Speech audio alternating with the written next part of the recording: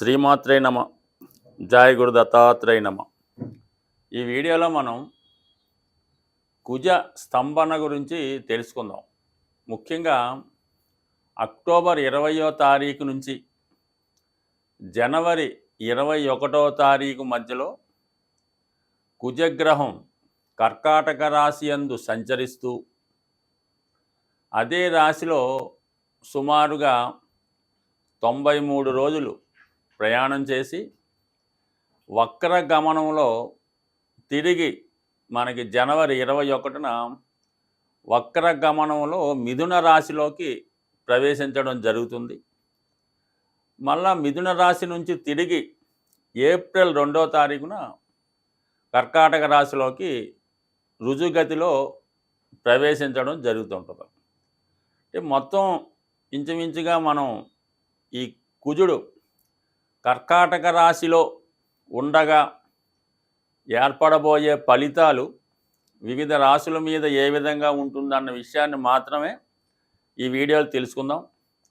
దాని తర్వాత జనవరి 21 నుంచి ఏప్రిల్ 2 వరకు మిథున రాశిలో ఉన్నప్పుడు ఏ ఫలితం ఇస్తాడన్నది అది ఇంకొక వీడియోలో తెలుసుకుందాం. అయితే పర్టికులర్గా ఇప్పుడు ఈ కుజగ్రహం గురించి కర్కాటక రాశిలో ప్రవేశించగా పర్టికులర్గా వీడియో చేయడానికి ఏంటంటే, సాధారణంగా కుజుడు ఒక రాశి నుంచి ఇంకొక రాశిలోకి మారడానికి 40 నుంచి 45 రోజులు తీసుకోవడం జరుగుతుంటుంది. అయితే ఇది ఇంచుమించుగా ఈ 93 రోజుల ప్రయాణంలో మరి ఇదే రాశిలో కుజుడు వక్రించి నెమ్మదిగా వెనక్కి వెళ్ళడం. ఏ గ్రహం అయినా సరే వక్రించే ముందు రుజుమార్గంలోకి వెళ్ళే ముందు ఒక విధంగా స్టడీగా ఉంటాయి. అయితే కుజుడు ప్రత్యేకంగా కొన్ని రోజులు ఏమాత్రం మూమెంట్ లేకుండా ఒకే పాయింట్లో కొన్నాళ్ళ పాటు ఉండడం జరుగుతుంటుంది. సో ఎక్కువ రోజులు ఒకే రాశిలో ఉండడం కూడా ఒక విధంగా కుజ స్తంభన అని చెప్తూ ఉంటారు. ఇదంతా కూడా ఆర్థిక మ్యాథమెటికల్ సంబంధించినటువంటి పాయింట్. కేవలం మన జ్యోతిష్ శాస్త్ర ప్రకారం కుజుడు అక్టోబర్ 20వ తారీఖున పునర్వసు 4వ పాదంలో ప్రవేశించి డిసెంబర్ 6, 7 తారీఖులో వక్రగమనం పొందడం జరుగుతుంది. ఇది ఇంపార్టెంట్. అంటే డిసెంబర్ 6వ తారీఖున కుజుడు వక్రగమనంలోకి వెళ్తాడు. ఆ వక్రగమనంలోకి వెళ్తూ మళ్ళీ నెమ్మదిగా ఈ పుష్యమి పునర్వసు 4వ ఇలా వెనక్కి వెళ్తూ తిరిగి జనవరి 21 నాటికి మిథున రాశిలోకి ప్రవేశిస్తాడు. మరి ఈ కర్కాటక రాశిలో ఉన్న 93 రోజుల్లో మరి కుజుడు ఎటువంటి ఫలితాలు ఇవ్వడం జరుగుతుంది అని పరిశీలించినప్పుడు కర్కాటక రాశికి ఒక ప్రత్యేకత ఉంటుంది. ఇది కుజునికి నీచ క్షేత్రం. అంటే కుజుడు ఆ రాశిలో నీచపడి ఉంటాడంటే ఒక విధంగా బలహీనపడి ఉంటాడు. సో దాంతోపాటుగా మరి ఈ కుజుడికి మెయిన్ మనకున్నటువంటి సుపీరియర్ ప్లానెట్స్లో అంటే మనకి భూమికి దగ్గరగా ప్రయాణించే గ్రహం ఇంచుమించుగా కుజగ్రహం. దానికి బాగా వెనకాదల గురుగ్రహం, దానికి వెనకాల బాగా వెనకాల చివరిగా శనిగ్రహం ఉండడం జరుగుతూ ఉంటుంది. మరి కుజుడు భూమికి దగ్గరగా ఉండడం వల్ల మనకి భూమి మీద అంటే భూమి మీద ఉన్నటువంటి ప్రజానీకం మీద కుజుడు యొక్క ప్రభావం చాలా ఎక్కువగా ఉంటుంది.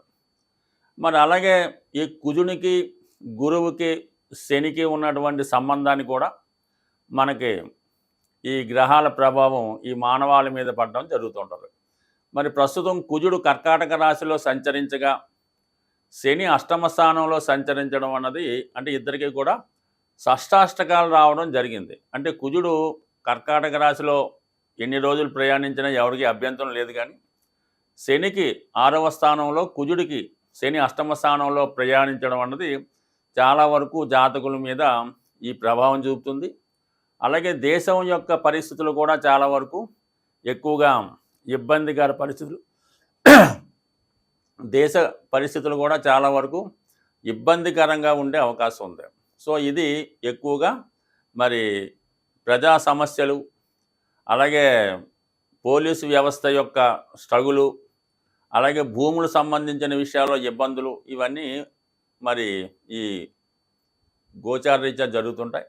అయితే గురువుకి కుజునికి అర్ధకోణ దృష్టి ఏర్పడడం వల్ల చాలా వరకు కుజుడు మరి మంచి ఫలితాలు ఇవ్వడానికి కూడా కారణం అవుతూ ఉంటుంది. సో ఏదైనా మొత్తం మీద ఈ కుజుడు సంచరిస్తున్నటువంటి ఈ 90 రోజులు 93 రోజులు సుమారుగా, అంటే పంచాంగాన్ని బట్టి మరి వాళ్ళు పంచాంగకర్తలు వేసిన లెక్కలను బట్టి కొద్దిగా అటు ఇటు మారచ్చు. మనం తీసుకున్న పంచాంగం ప్రకారం ఈ 93 రోజుల్లో వివిధ రాశుల మీద కుజగ్రహ ప్రభావం ఏ విధంగా ఉండబోతుంది అన్న విషయాన్ని తెలుసుకుంటూ, చివరిగా మరి కుజగ్రహానికి ప్రస్తుతం జరుగుతున్నటువంటి సమస్యలకి ఏ విధమైన పరిహారం చేయాలన్నది కూడా ఈ వీడియో చివరిలో తెలుసుకునే ప్రయత్నం చేద్దాం. మేషరాశి వారికి కుజుడు రాశ్యాధిపతి అవడం వలన ఎక్కువగా ఈ కుజుని యొక్క ప్రభావం మేషరాశి వారి మీద ఎక్కువగా ఉంటుంది. అయితే ఈ 93 రోజుల్లో కుజుడు నీచ స్థితికి వెళ్ళడం వల్ల సాధారణంగా మరి ఈ మేషరాశి వారి యొక్క ఆధిపత్యం కొంతవరకు తగ్గుతుంది. ఏదైనా గతంలో ఉన్నంత ధైర్యంగా చాకచక్యంగా ముందుకు వెళ్ళలేకపోతుంటాడు. చాలా వరకు రాజీ మార్గంలో వెళ్ళే ప్రయాణం చేస్తుంటాడు.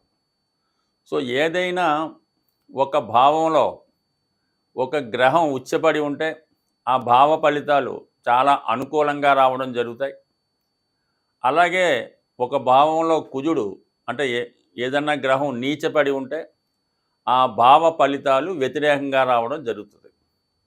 మరి మనం మేషరాశి వారికి అబ్జర్వ్ చేసినప్పుడు ఈ కుజుడు నీచపడినటువంటి కర్కాటక రాశి మరి చతుర్థ స్థానం అవుతుంది.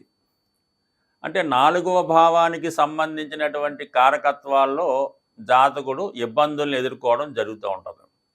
ఇందులో ముఖ్యంగా స్థిరాస్తులు, మాతృ వ్యవస్థ, వాహనాలు, విద్య ఇవన్నీ కూడా చతుర్థ భావానికి ఉంటాయి. ముఖ్యంగా సుఖస్థానం, జాతకుడు సంతోషంగా ఆనందంగా ఉండాలంటే చతుర్థ భావం అనుకూలంగా శుభగ్రహ సంచారంతో ఉన్నప్పుడు జాతకుడు ఏ విషయంలోనైనా ఆనందపడడం జరుగుతూ ఉంటుంది. మరి చతుర్థ స్థానం విద్యాస్థానం కాబట్టి ఏదైనా విద్యార్థులు విద్యలో మంచి మార్కులతో పాస్ అవుతే సుఖంగా సంతోషంగా ఆనందంగా ఉండగలడు. అదే ఫెయిల్యూర్ వచ్చినప్పుడు దుఃఖంతో బాధపడుతూ ఉంటాడు. ఇది అందరికీ అన్ని భావాల్లో కూడా చతుర్థ భావానికి ఒక ఉదాహరణ. మరి ప్రస్తుతం 4వ భావంలో కుజుడు నీచపడి ఉండడం వల్ల మేషరాశి వారికి చతుర్థ భావ ఫలితాలు ఇబ్బంది పడే అవకాశం ఉన్నది.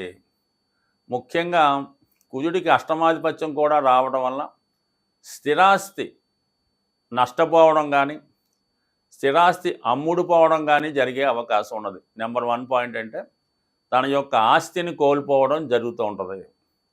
అలాగే జాతకుడు తను ఉన్న ఇంటిని విడిచిపెట్టి విదేశ గమనం కానీ పరాయి గృహ ప్రవేశం కానీ లేదంటే వేరే ఇల్లు మారడం కానీ జరిగే అవకాశం ఉంటుంది. అంటే మొత్తం మీద ఉన్న ప్లేస్ నుంచి వేరే ప్లేస్లోకి మారవలసి ఉంటుంది.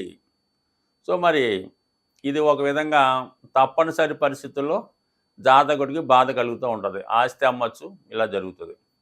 ముఖ్యంగా మాతృ వయస్సు అంటే తల్లిగారు, అంటే తల్లిగారు అన్నప్పుడు ఎలా ఉంటుందంటే తల్లి తండ్రి ఇద్దరు కూడా వర్తిస్తుంటారు.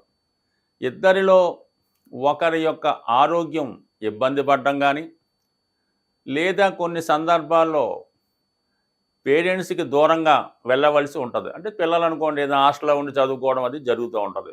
పెద్దవాళ్ళు అయితే ఉద్యోగరీత్యా దూరం వెళ్ళవలసి ఉంటుంది. సో ఈ విధంగా లేదంటే వాళ్ళ యొక్క ఆరోగ్యం ఇబ్బంది పడవచ్చు. లేదంటే కుజుడు కాబట్టి తల్లిదండ్రులతో విరోధం రావచ్చు. అన్నదమ్ములతో ఆస్తి పంపకాలలో విభేదాలు రావచ్చు.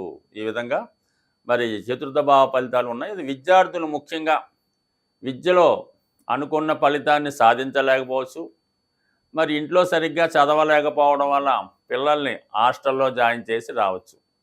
ముఖ్యంగా మేషరాశి వారు గమనించవలసింది ఏంటంటే దశమ లాభాధిపతి అయినటువంటి శనితో రాష్ట్రాధిపతిగా ఉన్నటువంటి కుజుడు షష్టాష్టక స్థితి రావడం వల్ల కుజునికి అష్టమాధిపత్యం కూడా ఉండడం వల్ల ఖచ్చితంగా అక్టోబర్ 20 నుంచి జనవరి 21 లోపల మరి ఈ మేషరాశిలో ఉన్నవారికి ఉపాధి అవకాశాలు మారే అవకాశం ఉన్నది.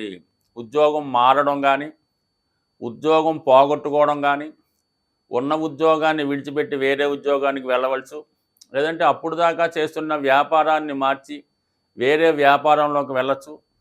అలాగే రియల్ ఎస్టేట్లో ఉన్నవాడు కన్స్ట్రక్షన్లోకి వెళ్ళచ్చు. మొత్తం మీద వృత్తిపరమైన మార్పులు సడన్గా వచ్చే అవకాశం ఉంది. కాబట్టి సాధారణంగా మరి ఉద్యోగస్తులు మాత్రం ఈ కుజుడు కర్కాటక రాశిలో సంచరిస్తున్న కాలంలో, ఎస్పెషల్లీ వక్రగమనంలో ఉన్న కాలంలో ఉద్యోగ భద్రత ఇంపార్టెంటు.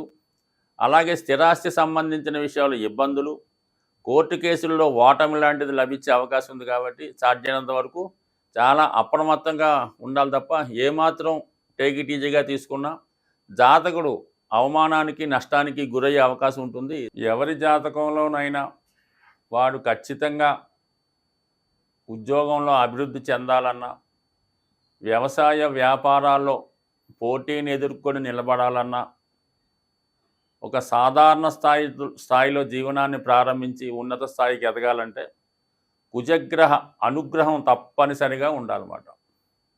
సో అందువలన కుజుని యొక్క అనుగ్రహం కోసం మరి 2 విధాలుగా మనం కుజుని యొక్క అనుగ్రహం పొందడం వచ్చు.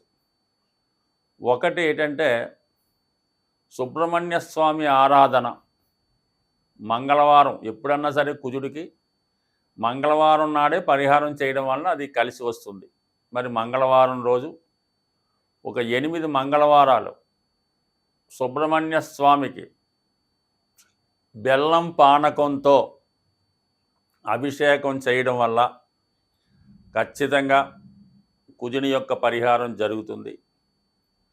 మరి ఇంకా ఎక్కువ ఇబ్బందులు ఉన్నాయి అనుకున్నవారు కుజుని యొక్క అనుగ్రహం కోసం మరి కుజగ్రహ జపం, కుజగ్రహ హోమం చేయవలసి ఉంటుంది. అలాగే సుబ్రహ్మణ్య స్వామి అంటే మనకి కృత్తికా నక్షత్రం వచ్చిన రోజు సుబ్రహ్మణ్య స్వామి కంటే కృత్తికా నక్షత్రం అనేది అగ్ని నక్షత్రం, దానికి అగ్ని అధిదేవత. ఆ రోజు సుబ్రహ్మణ్య స్వామి వారి విగ్రహానికి ఆలయంలో పాలతో అభిషేకం చేయడం వల్ల ఖచ్చితంగా కుజునికి సంబంధించినటువంటి సమస్త దోషాలు పరిహారం అయ్యే అవకాశం ఉన్నది. అది ఒక విధంగా మనకి ఒక గ్రంథంలో బాగా మండుతున్నటువంటి నిప్పులని పాలతో ఆర్పడం వల్ల కుజదోషం లాంటిది పరిహారం అవుతుందని. అంటే కుజుడు అగ్నితత్వ గ్రహం. మరి ప్రస్తుతం కుజుడు కర్కాటక రాశి అనే పాల సముద్రంలో సంచరిస్తున్నాడు. అందువల్ల మరి మంటల్ని అంటే నిప్పుల్ని ఇది పాలతో ఆర్పడం వల్ల మరి కుజుడు శాంతించే అవకాశం ఉంటుంది. సో అలాగే మరి హనుమాన్ శక్తికి కారకుడు. ఒక విధంగా కుజగ్రహానికి సాక్షాత్ స్వరూపమైనటువంటి హనుమంతుడు హనుమాన్ చాలీసా పారాయణ చేయడం వల్ల మంగళవారం రోజు హనుమాన్ ఆలయంలో తమలపాకులు మాల స్వామికి అలంకరించాలి. అంటే ఏ విధంగా అలంకరించాలి? 108 తమలపాకులు, లెక్కతో సంబంధం లేదు. దండ ఎంత మీరు చేయగలిగితే ప్రతి ఆకు మీద సింధూరంతో శ్రీరామ అని రాసి దాన్ని మాలగా తయారు చేసి మరి ఆంజనేయ స్వామికి హారంగా సమర్పించడం వల్ల మరి స్వామికి అనుగ్రహం లభిస్తుంది. మరి ఇంకా చాలా చిట్కా రెమెడీ లాంటిది ఏంటంటే మరి చిన్ని కృష్ణుడికి అంటే కృష్ణ దేవాలయంలో కృష్ణుడికి వెన్న నైవేద్యంగా పెట్టడం వల్ల 100% కుజదోష పరిహారాలు. అంటే కుజదోష పరిహారమే లేదు, కుజుడు దోషం అంటే కుజుడు పరిహారం చేసుకోవడం వల్ల కుజదోషం, అది పెళ్ళికి సంబంధించింది కుజదోషమే కాదు. ఒక జాతకుడు చెడు అలవాట్లు ఉన్నా వాడికి కుజదోషం ఉన్నట్టే. రోజు మందు తాగుతున్నాడు, కుజదోషం ఉన్నట్టే. ఊరికి అందరినీ ఏడిపిస్తున్నాడు, అమ్మాయిని ఈవిటేజింగ్ చేస్తున్నాడు, చైన్ స్నాకింగ్ చేస్తున్నాడు, అది కూడా కుజదోషమే.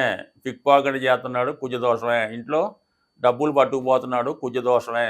అందువల్ల కేవలం వివాహానికి సంబంధించింది కాదు, ఈ కుజదోషం ఉన్నవాళ్ళు ఇటువంటి పనులు చేస్తూ ఉంటారు. అంటే ఏదైతే పోలీసు వాడు పట్టుకుంటే జైల్లో వేస్తారో అవన్నీ కూడా, ఆ నేరాలన్నీ కూడా కుజదోషానికి సంబంధించినవే. కాబట్టి మరి ఈ కుజదోషం ఉన్నవాళ్ళు ఈ విధమైన పరిహారం చేయడం వల్ల ఇంకా బాగా, అంటే రోజు ఒక 8 రౌండ్లు గ్రౌండ్లో స్పీడ్గా మరి పరిగెత్తడం వల్ల కూడా కుజదోషం పరిహారం అయ్యే అవకాశం ఉంది. స్వస్తి.